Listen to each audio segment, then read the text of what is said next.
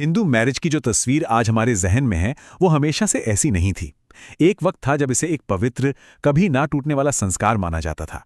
और आज आज एक लीगल कॉन्ट्रैक्ट भी है। तो ये इतना बड़ा बदलाव आखिर हुआ कैसे? चलिए इस पूरे सफर को, इसकी एवोल्यूशन को आज समझते हैं। तो सबसे बड़ा सवाल जो इस पूरी चर्चा के सेंटर में है वो यही है, शादी आखिर है क्या? जन्मों का बंधन या फिर एक लीगल एग्रीमेंट जिसे जरूरत पड़ने पर तोड़ा भी जा सकता है?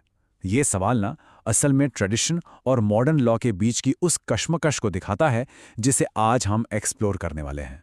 ठीक है, तो इस पूरी कहानी को समझने के लिए हम इन पॉइंट्स को कवर करेंगे। सबसे पहले देखेंगे कि शुरू में शादी को एक पवित्र संस्कार क्यों माना जाता था। फिर हम बात करेंगे 1955 के उस टर्निंग पॉइंट की, उस एक्ट की जिसने सब कुछ बदल दिया।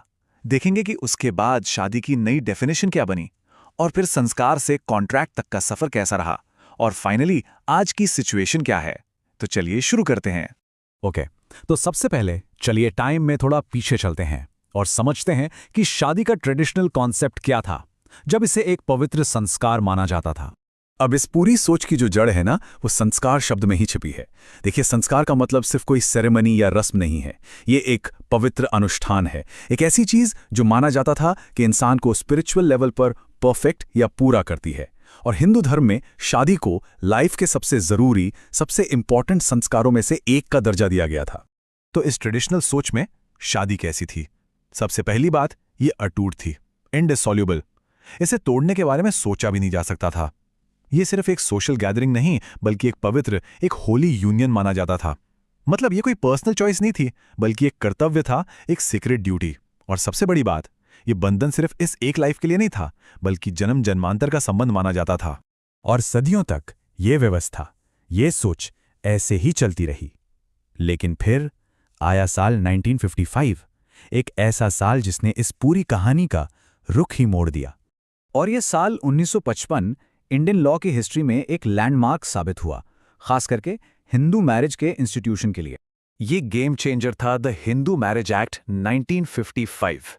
देखिए, आजादी के बाद इंडिया का समाज तेजी से बदल रहा था और एक जरूरत महसूस हो रही थी कि पुराने रीति रिवाजों में रिफॉर्म्स लाई जाएं।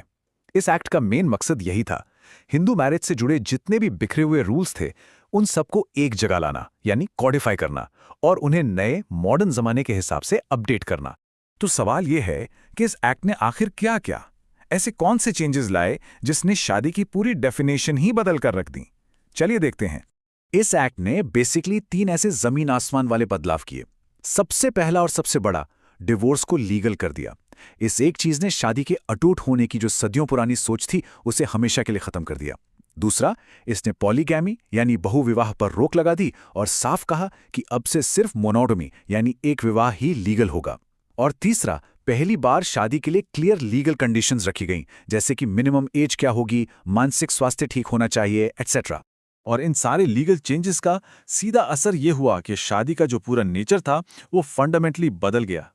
इसका सफर एक पवित्र संस्कार से एक लीगल कॉन्ट्रैक्ट की तरफ शुरू हो गया। ये जो कंपैरिजन है ना, ये इस पूरे बदलाव की समरी है। जरा देखिए, जहां संस्कार में शादी जन्म जन्मांतर का संबंध थी, वहीं कॉन्ट्रैक्ट में ये लीगल राइट्स और ड्यूटीज का मामला बन गई। जो पहले एक धार्मिक कर्तव्य था, अब वो दोनों पार्टीज की कंसेंट यानी सहमति पर आधारित हो गया। और सबसे बड़ा शिफ्ट, जो बंधन पहले अटूट था, जिसे तोड़ा नहीं जा सकता था, अब वो डिसॉल्यूबल हो गया, यानी उसे कानूनी तौर पे खत्म किया जा सकता है। मतलब अब इंसान की अपनी मर्जी, उसके इंडिविजुअल राइट्स को भी अहमियत मिलने लगी थी। तो क्या इसका मतलब ये समझें कि शादी अब सिर्फ एक लीगल पेपर, एक कॉन्ट्रैक्ट बनकर रह गई है? असलियत थोड़ी ज्यादा कॉम्प्लेक्स और फ्रैंकली ज्यादा इंटरेस्टिंग है। आज का जो हिंदू मैरिज है ना, वो असल में एक हाइब्रिड रियलिटी है। एक ऐसी चीज जिसमें दोनों दुनिया शामिल हैं। एक तरफ इसमें सदियों पुरानी पवित्र परंपराएं हैं और दूसरी तरफ ये एक लीगली बाइंडिंग अग्रीमेंट भी है। तो आज की शादी को अगर हम समराइज करें तो वो कैसी है? देखिए, ये लीगली रिकग्नाइज्ड है और रेगुलेटेड है। इसमें मोनोगैमी का प्रिंसिपल फंडामेंटल है, और हाँ, इसे लीगल डिवोर्स के जरिए खत्म भी किया जा सकता है। लेकिन इस पूरे लीगल फ्रेमवर्क के होते हुए भी आज भी करोड़ों लोगों के लिए ये एक बहुत ही गहरा कल्चरल और रिलीजियस अनुभव है। उनके लिए आज भी एक पवित्र बंधन है। तो ये ट्रेडिशन और लॉ का एक यूनिक मिक्स बन गया है। तो आखिर में इस सब का मतलब क्या है? देखिए, हिंदू मैरिज की ये जो पूरी जर्नी है, ये असल में हमारे समाज के एवोल्यूशन की ही कहानी है। ये इस बात का सबूत है कि कैसे हम एक ऐसे दौर से आगे बढ़े हैं जहां कलेक्टिव ड्यूटी यानी सामूहिक कर्तव्य सबसे ऊपर था, और एक ऐसे दौर में आए हैं जहां इंडिविजुअल राइट्स यानी व्यक्तिगत अधिकार को भी इंपॉर्टेंस दी जाती है। और ये सफर यहाँ खत्म नहीं होता। तो आखिरी सवाल जो हम सबके लिए है वो ये है, जैसे जैसे हमारा समाज और बदल रहा है, हमारी सोच इवॉल्व हो रही है, क्या शादी का मतलब भी आगे बदलता रहेगा? ये एक ऐसा सवाल है जिसका जवाब शायद आने वाला वक्त ही देगा।